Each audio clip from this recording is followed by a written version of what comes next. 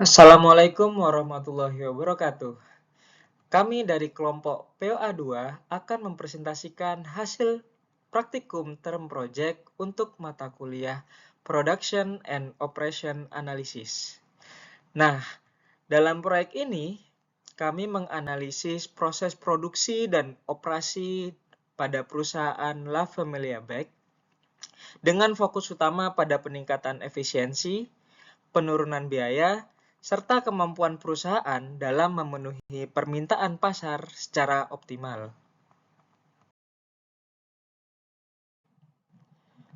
Baik, sebelum masuk ke pembahasan utama, izinkan saya memperkenalkan anggota kelompok kami.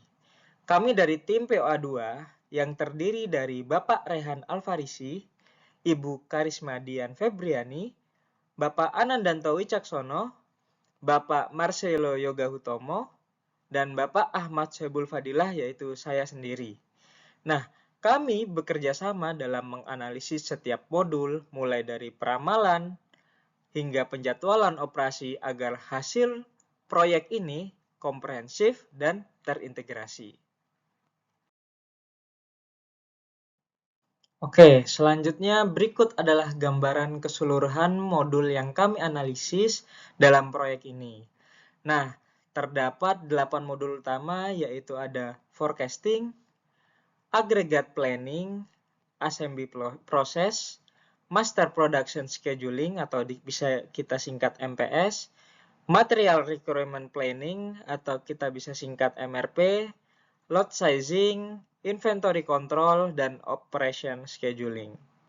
Nah, setiap modul ini saling berhubungan dan berkontribusi untuk menciptakan sistem operasi yang efisien di perusahaan La Familia Bag.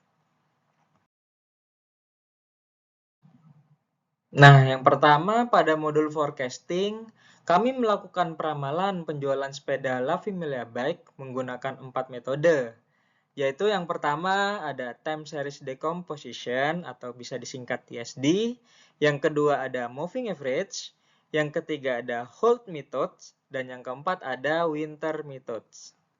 Nah, setelah dilakukan perhitungan dan perbandingan nilai error, meliputi MAP, MAD, dan MSE, diperoleh bahwa hasil dari metode time series decomposition atau bisa disingkat dengan TSD memberikan nilai error yang paling kecil atau terkecil, yaitu MAP sekitar 1,84%,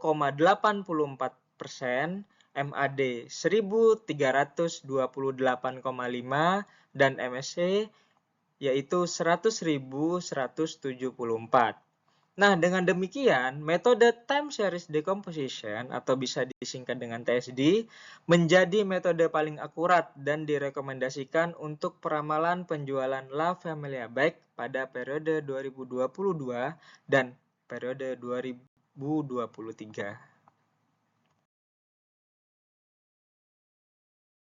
Baik, yang selanjutnya yaitu aggregate planning. Tujuannya yaitu fokus bagaimana La Familia Bike dapat meningkatkan efisiensi dan menurunkan biaya produksi melalui perencanaan agregat yang efektif dan adaptif terhadap perubahan permintaan pasar.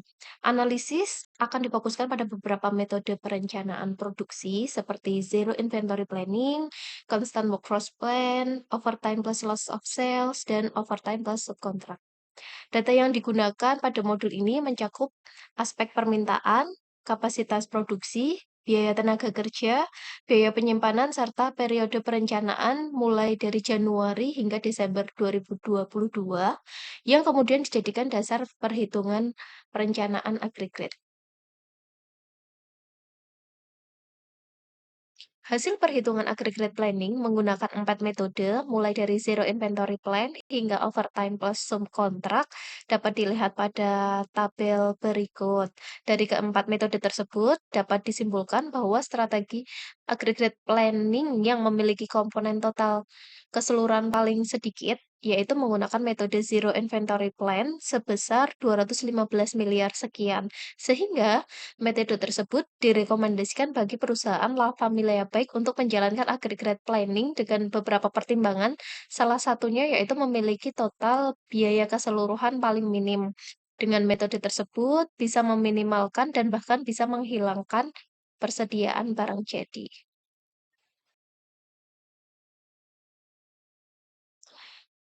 Yang selanjutnya yaitu assembly proses, merupakan perencanaan proses perakitan dan penyusunan jadwal produksi utama untuk meningkatkan efisiensi, menurunkan potensi bottleneck, serta memastikan keseimbangan antara permintaan dan kapasitas produksi.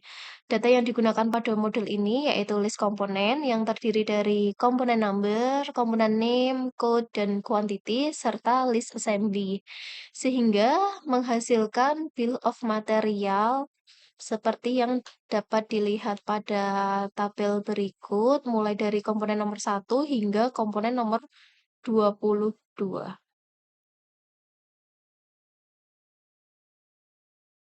Berikut adalah hasil dari assembly chart dan product structure dari La Famiglia Bike.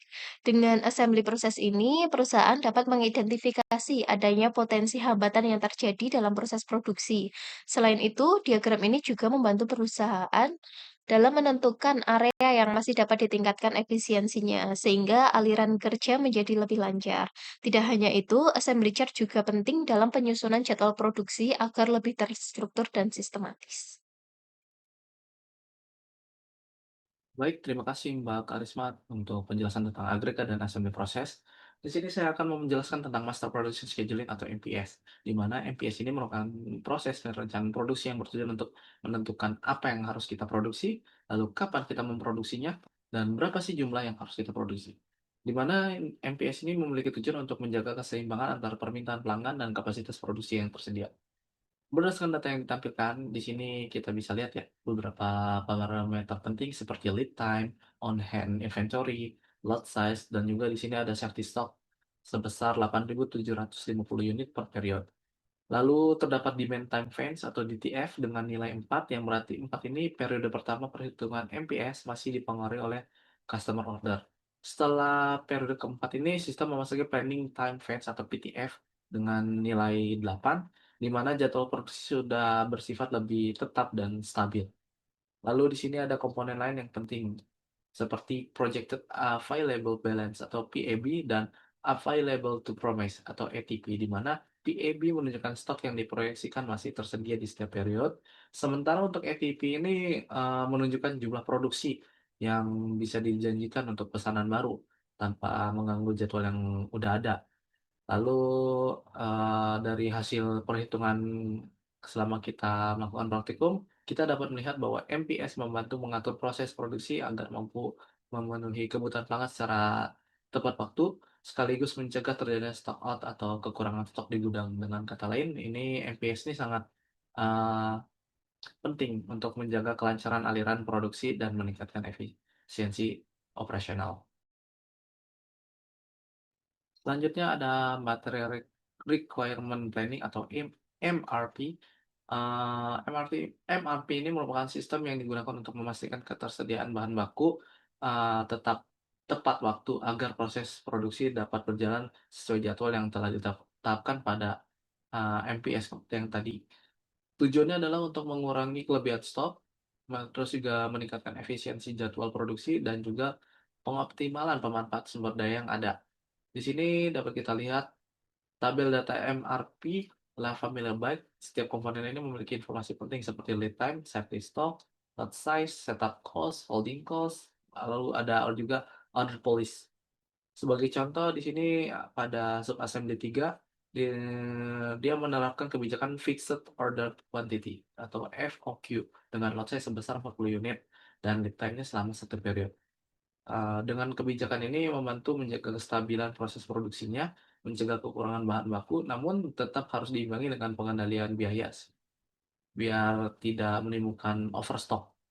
Dari hasil analisis kita, dapat disimpulkan bahwa sistem MRP ini sudah mampu menyesuaikan antara kebutuhan produksi dan ketersediaan material. Hal ini dapat dilihat dari kesesuaian antara Planet Order Release dan juga Planet Order Receipt-nya, yang menunjukkan bahwa perencanaan bahan baku sudah sinkron dengan jadwal produksi utama. Secara keseluruhan, penerapan MRP ini membantu perusahaan seperti La Famiglia Bike dalam menjamin kelancaran produksinya, lalu menghindari keterlambatan pengiriman, dan juga mengoptimalkan efisiensi rantai pasok biar nggak overstock secara menyeluruh gitu. Lalu materi selanjutnya dapat disampaikan oleh Mas Danto. Ya, terima kasih. Saya akan menjelaskan mengenai lot sizing yang ada di perusahaan La Familia Bike. Tujuan dari lot sizing yaitu memahami dan menganalisis perhitungan lot sizing untuk mendapatkan nilai biaya total produk dan metode lot sizing yang tepat bagi La Familia Bike. Metode yang digunakan dalam lot sizing yang pertama yaitu silver meal, yang kedua least cost unit cost, yang ketiga part period balancing, dan yang terakhir Wagner-Wittin.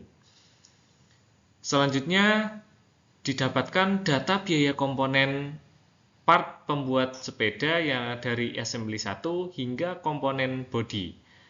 Selanjutnya didapatkan juga biaya lot sizing dari material hub hingga sub-sub assembly 4. Dan disimpulkan bahwa total biaya yang harus perusahaan keluarkan yaitu berdasarkan metode overtime dan subkontrak sebesar 215 miliar 882 juta 482.210 rupiah. Selanjutnya, hasil kesimpulan analisis berdasarkan perhitungan lot sizing. Yang pertama yaitu metode Wagner-Wittin memberikan total biaya terendah secara teoritis dikarenakan menggunakan pendekatan optimasi yang sangat komprehensif. Namun, metode ini kurang praktis untuk diterapkan secara manual dalam lingkungan operasional sehari-hari. Yang kedua, metode part period balancing atau PPB dan silver meal terbukti memberikan hasil yang relatif efisien dengan perhitungan yang masih cukup sederhana, sehingga lebih sesuai digunakan oleh perusahaan yang memiliki permintaan fluktuatif maupun cenderung stabil. Dan yang terakhir, yaitu metode least unit cost cocok digunakan apabila perusahaan berfokus pada penurunan biaya per unit meskipun berpotensi meningkatkan frekuensi pemesanan. Maka dari itu, metode lot sizing disimpulkan berdasarkan karakteristik dan jenis efisiensi yang tepat bagi perusahaan. Baik, saya lanjutkan. Di sini saya ingin mempresentasikan tentang inventory control and operation scheduling. Untuk menentukan jumlah, penyimpanan, dan produksi yang optimal dengan biaya serendah mungkin. Selain itu, ini juga membahas penentuan jumlah kanban yang digunakan dalam proses produksi, serta penerapan metode ekonomik, order quality atau EOQ, sebagai dasar pengendalian persediaan.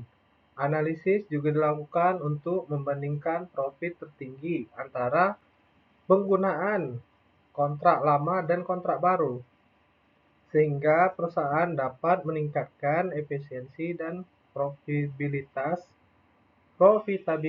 operasionalnya.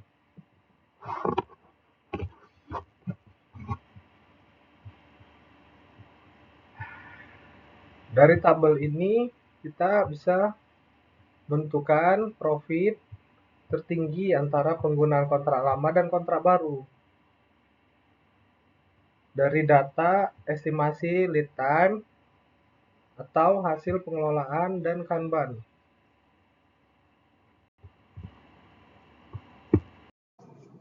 Baik, pada slide ini ditampilkan topik mengenai inventory control dan operation scheduling. Nah, dalam kegiatan penjadwalan operation atau operation scheduling terdapat beberapa metode yang umum digunakan, yaitu first come first serve atau FCSFS, shortest processing time atau SPT, dan earliest due date atau EDD. Nah, masing-masing metode ini memiliki karakteristik tersendiri dalam menentukan urutan pengerjaan suatu job di area produksi. Nah, tabel di atas menunjukkan adalah waktu proses untuk setiap komponen sepeda La Familia Bike yang dikerjakan di 4 jenis mesin, yaitu ada lathe mesin, ada milling mesin, ada drilling mesin, dan ada CNC mesin. Nah, misalnya pada komponen brake pad atau brake pad membutuhkan waktu 2 menit pada mesin bubut dan 5 menit pada mesin milling, sedangkan kaliper memerlukan waktu lebih lama, yaitu 7 menit pada mesin bubut dan 10 menit pada mesin milling. Nah, pada bagian bawah slide itu memperlihatkan Gantt chart sebagai hasil penerapan metode penjadwalan tersebut. Nah, diagram ini menunjukkan urutan serta waktu pengerjaan masing-masing komponen pada setiap mesin secara visual.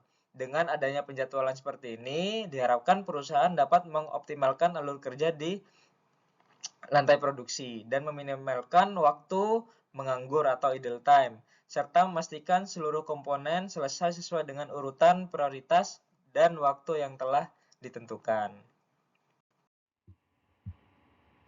Untuk analisis dari tabel Kanban menunjukkan bahwa terdapat demand sebesar 192 kebutuhan untuk produk akhir yang berupa finished goods.